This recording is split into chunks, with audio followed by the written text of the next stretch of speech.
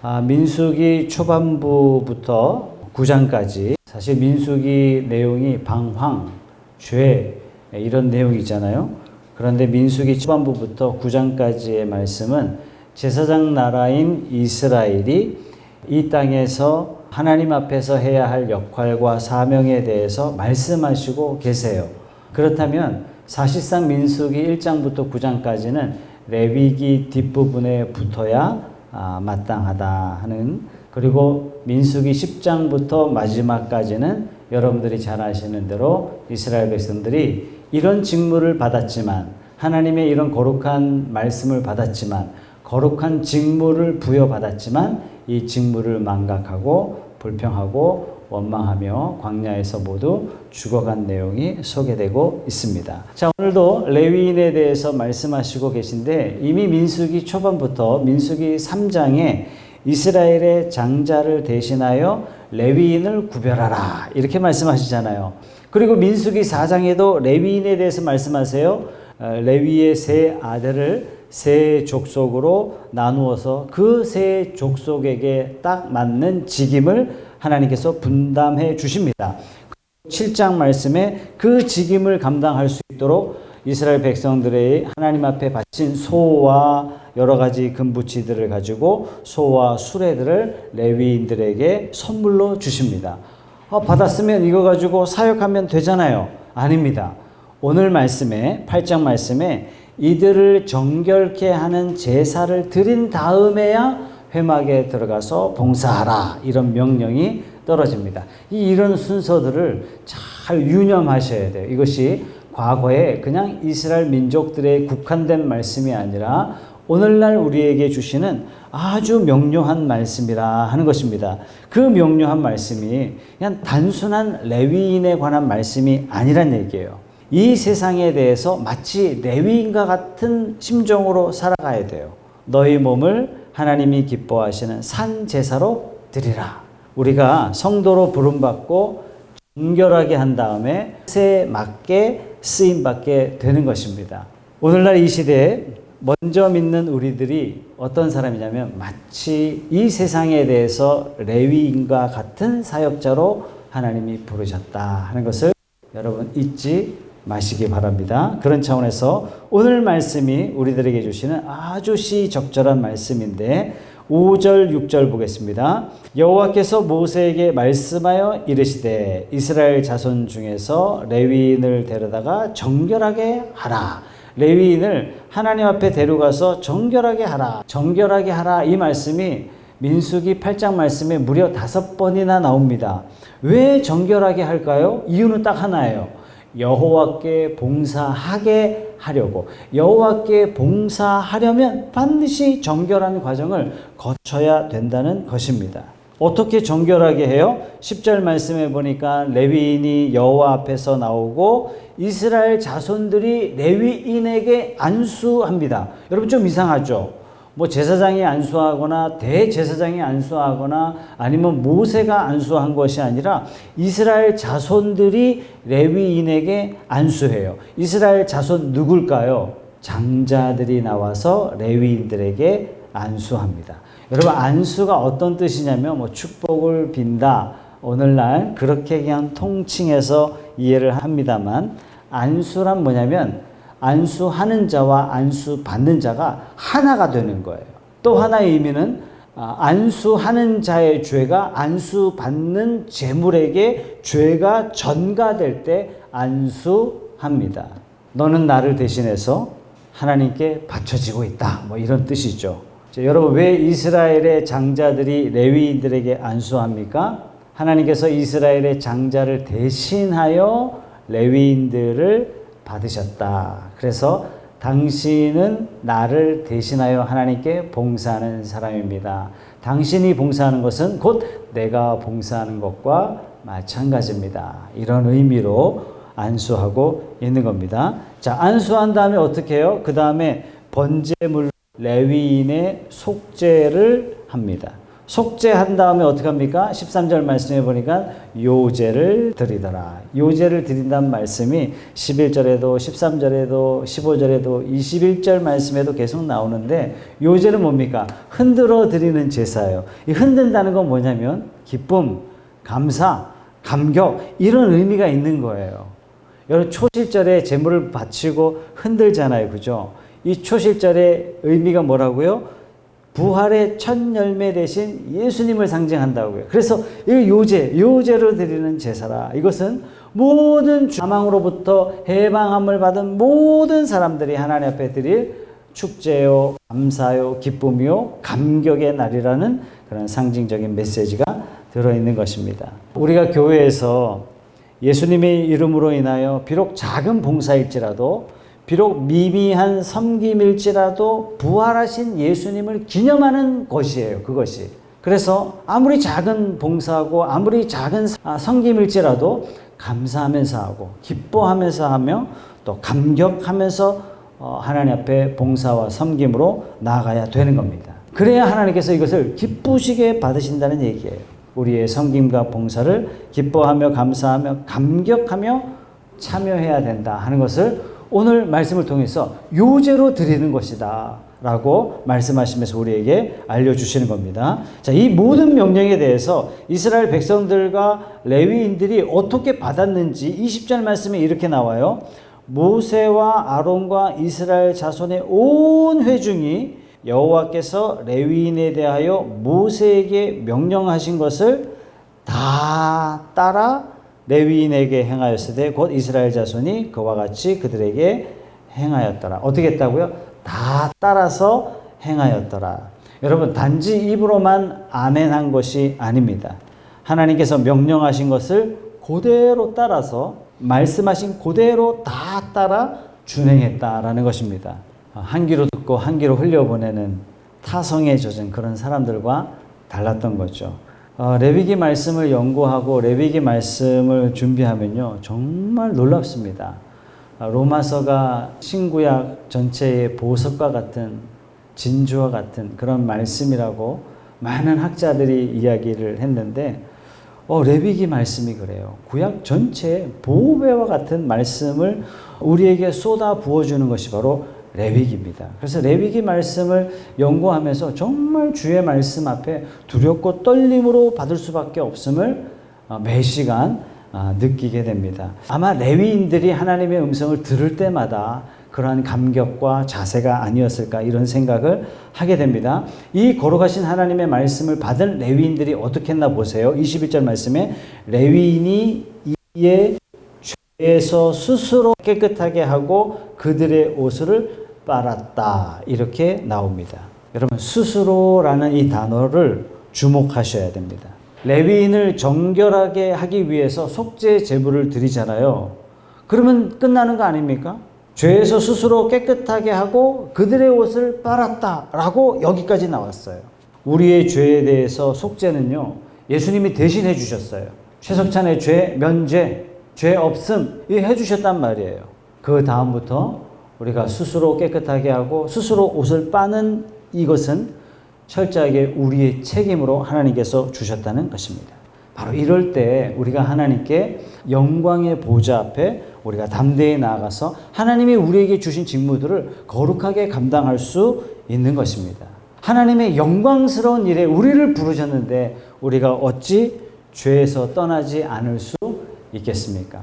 어찌 우리가 죄를 여전히 붙잡고 하나님의 거룩한 일에 동참한다 이렇게 말할 수 있겠습니까? 그래서 레위인들은요 스스로 깨끗하게 하죠. 그리고 옷을 빨아요. 이게 거룩함이에요.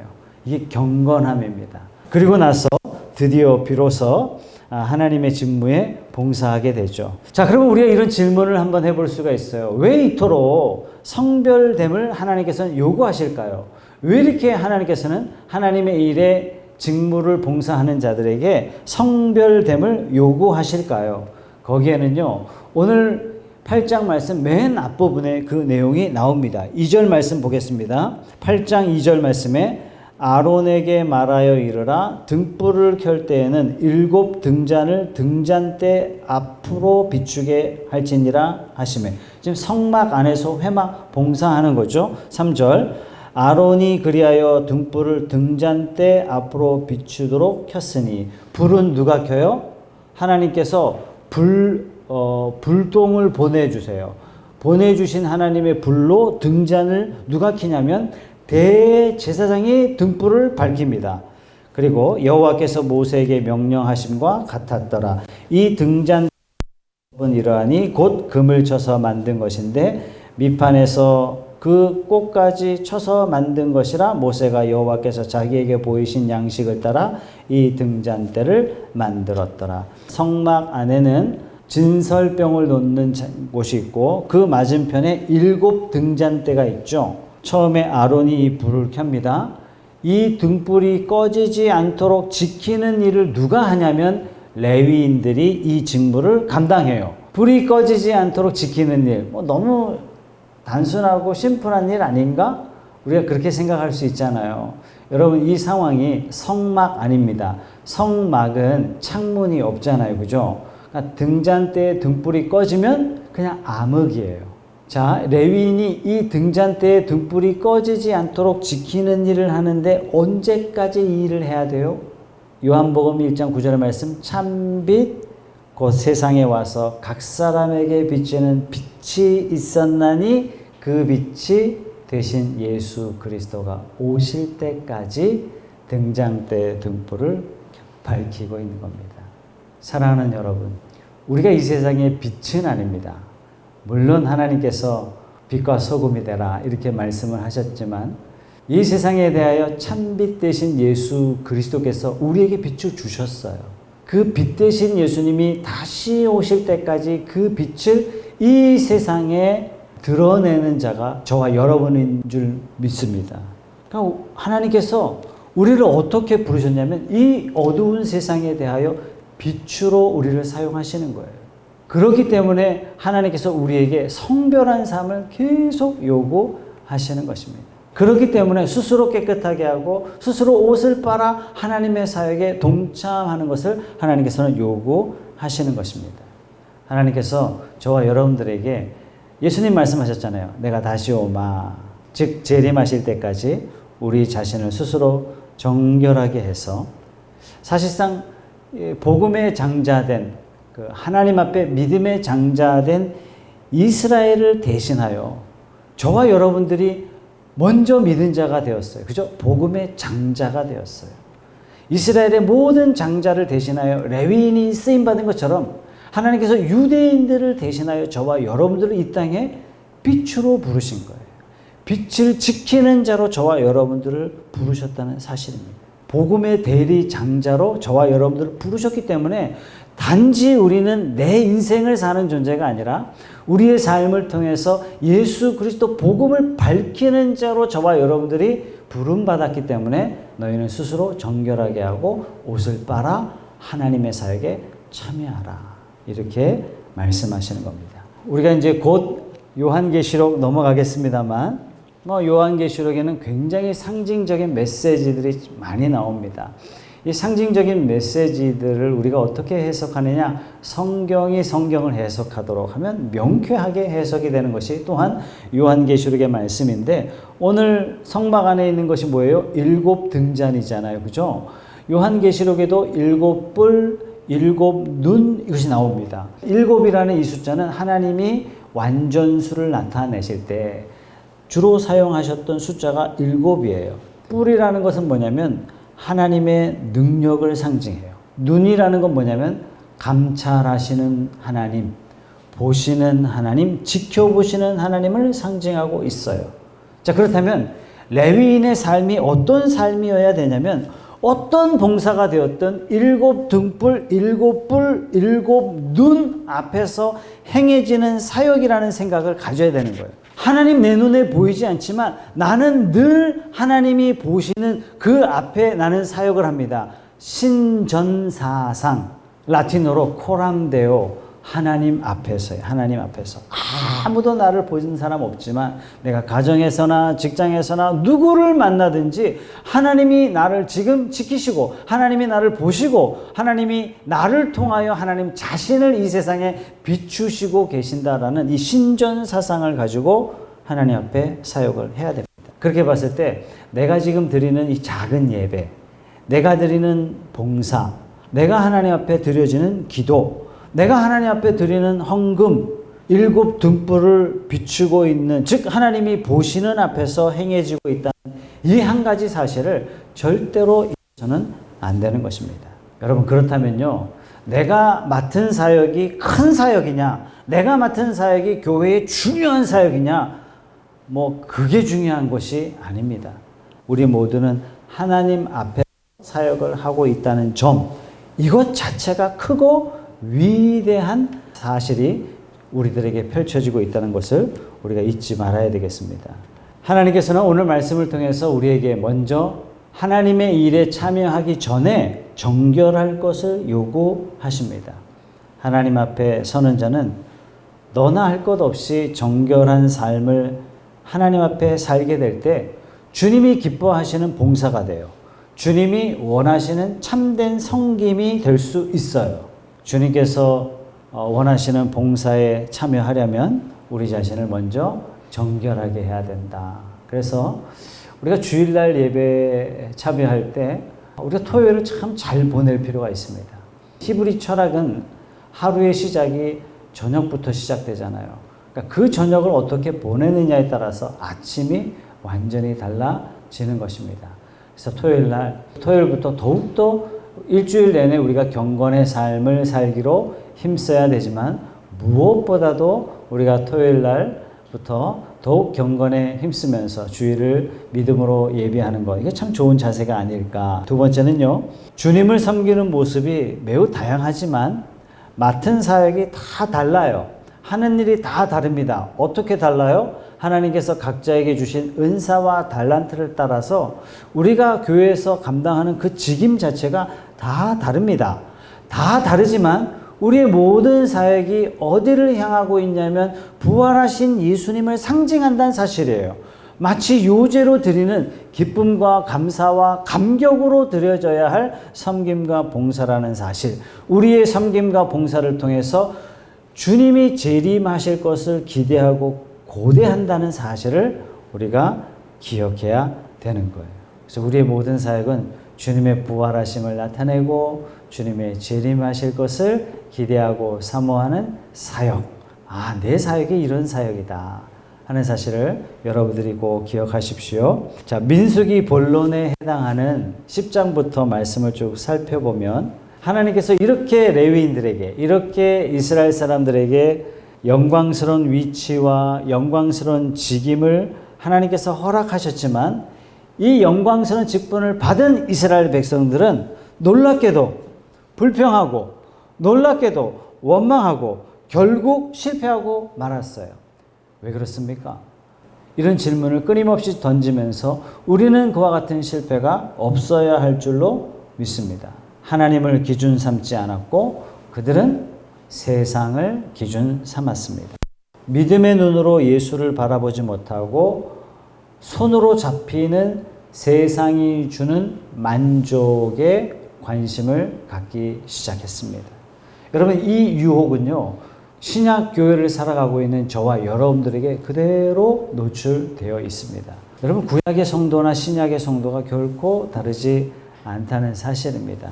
민수기 속에 나오는 이스라엘 백성들의 삶을 잘 거울 삼아서 우리가 재림 예수를 기다리며 더욱더 믿음의 박차를 가하는, 믿음으로 승리하는 저와 여러분들이 되시길 축복합니다.